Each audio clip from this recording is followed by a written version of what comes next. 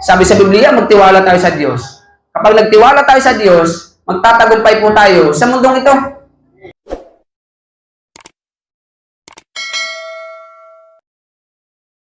Okay, magandang umaga po sa inyo lahat. At lalo tigit po sa ating Panginoon. So tayo po muli ay mag-aaral po ng salita ng ating Diyos. So ang pamagat po ng ating pag-aaralan, ang sabi po dito ay huwag po tayong manghihina ang loob. Kasi sa panahon po ngayon, sa dami po ng mga nangyayari sa ating buhay, mga problema, pagsubok, kawalan, kahirapan, ay talaga pong minsan nanghihina na po ang ating kalooban. Ano po? So, ibig sabihin, pasok kayo? Ibig sabihin, bilang mga anak ng Diyos, tayo po ay pinapalalahanan ng salita ng ating Diyos na huwag daw po tayong manghihina ang ating kalooban. Bakit? Dahil hindi po mainam o hindi po maganda sa isang tao kapag ang kanyang loob ay mahina. Ang sabi nga sa Bible, mainam sa isang tao ang may malakas na kalooban. Ngunit kung ito naman ay mahina, ay ano naman ang pakinabang? So, ibig sabihin, lamang po sa isang tao kapag malakas ang loob. Ano po? Kahit po sa anong laban, mahirap po kalaban yung taong buo ang loob. Tandaan niyo po yan. Mahirap po kalaban ang taong buo ang loob. Lalo na po sa larangan ng boxing. Pag buo ang loob ng isang boksingero, kahit po basag-basag ang mukha, lumalaban, mahirap po kalaban yan. At yung mga nagcha-champion, nagtatagumpay, sila po yung may matitibay na kalooban. At yung mga duwag, mahinang loob, hindi po yan magtatagumpay. Bakit? Dahil sa tindi po ng laban, babagsak at babagsak po yan. Kung hindi man, aayaw po yan. Kaya nga po, ang sabi sa Biblia, kailangan daw po ay maging matibay ang ating kalooban. Sa panahon ngayon, ang daming problema, di po ba? Problema sa pera. Yan ang top 1. Enemy number 1. Yung problema sa pera. Magpapasko na, ang hilig mo magpresenta, magninang, ay magpapasko na, sandamakmak ang iyong hinahanap, mag-100 na lang, kung 12, 1 na agad ang ihanda mo. Ay mahinang bigayan po yun. Di po ba? Ay kung 10 taon na kayong hindi nagkikita, malaki na ang iyong utang. Tapos sasadyain ka lang. Aarkila pa ng sasakyan. O paano na yan? So tandaan po natin bilang mga anak ng Diyos, kailangan maging matibay at malakas po ang ating loob. Bakit? Marami po tayong kalaban sa mundong ito. Unang-unang kalaban ay ang kahirapan. Di po ba? Yung may gusto kang bilhin, hindi mo mabili. Bakit? Wala kang pera eh. Mahirap pong bumili pag walang pera. Di ba? Yung mapapalunok ka na lang. Number 1 na kalaban natin ay yung kahirapan. So, kailangan po maging matibay po tayo bilang mga anak ng Diyos. So, sa kahirapan ng buhay, maging malakas ang ating loob. Bakit? Kasi kapag malakas ang loob ng isang tao, nakakaisip po agad ito ng paraan, ng solusyon. Kasi yung mahinang loob, ang solusyon po niyan, tumakbo, patras, sa laban. Pero yung mga taong malalakas ang kalooban, pagdating po sa labanan, yan po ay nakakaisip agad ng paraan kung paano masolusyonan ang problema at kung paano magtagumpay sa problema. Number 1 po nating kalaban ay ang kahirapan. So yung iba, mapera, hindi naman hirap sa buhay, pero hirap naman ang kalooban. Bakit? Ay pinag-aawain na agad ng kanyang pamilya yung kanyang kayamanan.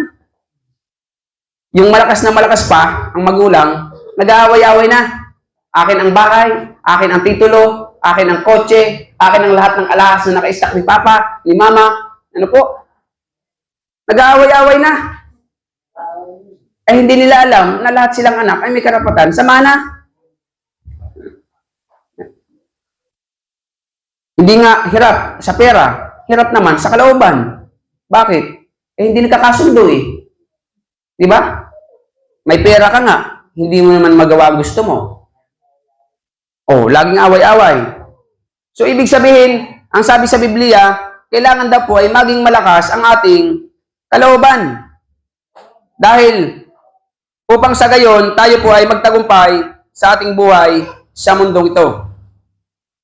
Ang sabi dito sa awit, 27, talatang 14, kayawi tayo magtiwala, manalig sa Kanya, at huwag manghinawa. Kayawi tayo magtiwala. Kung gusto daw po pala natin magtagumpay, maging malakas ang ating kalooban, ay magtiwala po tayo sa Diyos. Kasi yung mga taong walang tiwala sa Diyos, number 1, mahina po ang loob niyan. Alam niyo po ba ang malakas lang dyan? Malakas lang dyan, ibunganga. Oo. Kung makapagsalita, kung makapag-asta, kala mo kung sinong malakas, kung pala naman, mahina. O, yan yung mga taong walang Diyos sa buhay. Pero yung mga taong may Diyos sa buhay, kahit hindi naman po talaga tayo nakikipagsabayan ng lakasan ng bunganga sa kanila, pero nakikita natin na tayo ay nagiging tagumpay sa biyaya ng Diyos. Naging matibay ang ating kalooban. Bakit? Dahil nagtitiwala tayo sa Diyos. Ay kung wala tayong pera ngayon, magtiwala tayo sa Panginoon. Dahil darating ang panahon, magpapalain po tayo ng Diyos. Eh wala ka nang pera, wala ka pang tiwala sa Panginoon, ano ang gagawin mo? O kaya maraming tao gumagawa ng masama, di ba? Gusto magkapera, magpapasko. Gusto magkapera, gustong bilhin yung isang bagay, gustong yumaman, eh wala naman laman ng utak, anong ginagawa? O, gumagawa ng masama. Kaya bilang mga anak ng Diyos, kailangan magtiwala po tayo sa Panginoon. Dahil kapag nagtiwala ka sa Diyos, magtatagumpay po tayo sa ating buhay. Magtatagumpay tayo sa ating mga problema, gagaling tayo sa ating mga sakit, ano po? Magiging malakas ang ating buhay. Ang sarap pumamuhay sa mundong ito na kahit hindi ka mayaman, eh may kasayahan ka naman. May kasiyahan ka naman.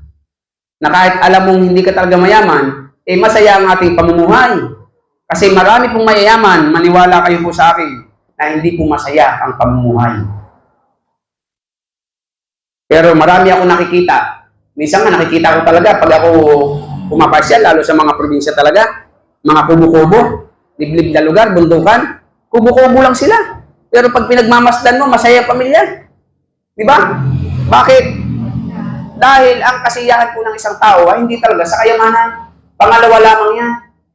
Ang number 1 na kasiyahan, kakontentuhan ng isang tao ay ang ating Diyos. Kung ang isang tao ay may Diyos sa buhay, tayo po ay magiging kontento at masaya ang takbo ng ating pamumuhay. So kaya po ang sabi sa Biblia ay magtiwala po tayo sa ating Panginoon. Hindi po tayo kailangan magtiwala sa sino man. Hindi po dapat tayo magtiwala sa ating kapwa. Bagkus higit sa lahat ay magtiwala po tayo sa Panginoon. Ang sabi dito, manalig sa Diyos at huwag mang hinawa. So ang sabi po sa Biblia, huwag daw po tayo mang ihinawa. Pag sinabing huwag mang hinawa, ano po ibig sabihin ng huwag mang hinawa? Huwag daw magsasawa. Huwag manghina ang loob. Huwag mawawala ng pag-asa. Di ba? Ibig sabihin, huwag tayo maghihinawa, huwag tayo magsasawa, huwag manghihina ang ating loob. Huwag po tayo mawawala ng pag-asa sa mundong ito. Basta't ang gawin natin ay magtiwala po tayo sa Panginoon. Kaya maraming tao, tiwala sa tao eh. Ano? Di ba maraming tao tiwala sa kapwa-tao? Ay pinagkatiwalaan niya pala, hindi naman pala katiwa-tiwala. Oh, ano nangyayari bandang huli? Pati siya mukha ng kawawa. Kaya nga sabi sa Biblia, sumpain na nagtitiwala sa kapwa-tao. Magtiwala po tayo ay sa ating Diyos. Ano po?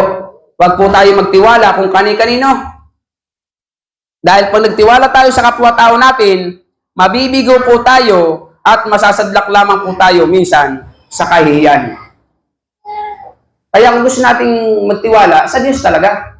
Sa Panginoon natin pagkatiwala ang ating buhay. Sa Panginoon natin pagkatiwala ang ating kalusugan. Ang takbo ng ating pamumuhay, ipagkatiwala natin sa Diyos. Hindi yung kung kani-kanino pinagkakatiwala. Pag nagpalit ng presidente, gaganda ang ating bansa. Eh, nakailang presidente na tayo eh. Lahat na lang ng presidente, pinulaan. Lahat ng vice president, pinulaan. Lahat ng namiminuno, pinulaan. Alam mo ang dapat nating pulaan? Yung sarili natin. Bakit? Kahit sinong tumayong presidente, hindi magbabago ang takbo ng iyong buhay kung tamad ka. Patatandaan niyo po yan. Kahit sinong tumayong presidente, hindi magbabago ang takbo ng iyong buhay kung makikot ang utak mo. Kung makikit ang iyong utak. Ang magbabago ng iyong buhay ay ang iyong sarili sa tulong ng Panginoon. Hindi po kay presidente. Hindi kay mayor. Hindi yung pala nagka-problema ka, takbo ka kay mayor. Takbo ka kung kani-kanino. Galing mo naman. Hindi mo nga alam yung mayor mo, kapitan mo, mas sandamakmak pa problema sa'yo eh. Ba't hindi ka magsikap sa iyong sarili? Sabi sa Biblia, magtiwala tayo sa Diyos. Kapag nagtiwala tayo sa Diyos, magtatagumpay po tayo sa mundong ito. Hindi po tayo magmumukhang kawawa. Kaya wag po natin pakialaman kung sino man ang nakaposisyon. Ang pakialaman natin, yung ating buhay. Ngayon, kung gusto mong pakialaman, ay di lumabang ka na lang. ayaw mo pala yung presidente? Lumaban ka. Oo, ayaw mo eh. Diba? Oo, mag-file ka ng COC pagka-filing ng candidacy sa pagka-presidente. Ayaw mo maging presidente siya eh. Diba? Para malaman mo kung gaano ka galing. Oh. Ayaw mo mayor? Lumaban ka na pagka-mayor. Sige. Gusto mo palang mabago ang buhay mo eh. Bakit hindi mo ibaguhin? Di ba? Ibig sabihin, sila nagbabago ng buhay natin? Oh, nakalagay po ba yan sa ating saligang batas na presidente ang magbabago ng buhay mo? Mayor ang magbabago ng buhay mo? Hindi. Ang sabi sa Biblia, ang Diyos ang magbabago ng buhay natin. Kung tayo ay magtitiwala sa Panginoon. Kaya dapat, magtiwala po tayo sa Diyos. Hindi kung kani-kanino. Oh. Kaya pag eleksyon, wala tayong problema. Bumoto tayo kung gusto natin. Hindi yung kung ano-ano pang. Di ba? Iboto mo yung tama. Oh. Iboto mo yung gusto mo. Iboto mo yung tamang, alam mo ugali ang maayos. Igawa, alam mo ng balasubas, iboboto mo. Tapos reklamo ka. O, di ba? Alam mo ng 10 ang asawa, iboboto mo pa. Tapos ngayon, magre-reklamo ka. O, ikaw na lang ang lumaban. Para sigurado. Kaya ang pagbabago po ng buhay ay wala sa tao. Laging nasa Panginoon. Pag nagtiwala ka sa Diyos, bibigyan ka ng Diyos ng talino at magbabago ang takbo ng isip mo, magbabago ang takbo ng iyong buhay. Kaya walang dapat sisihin sa takbo ng iyong buhay, kundi ang iyong sarili. Yun ang katotohanan. Kaya ako naghihirap ngayon.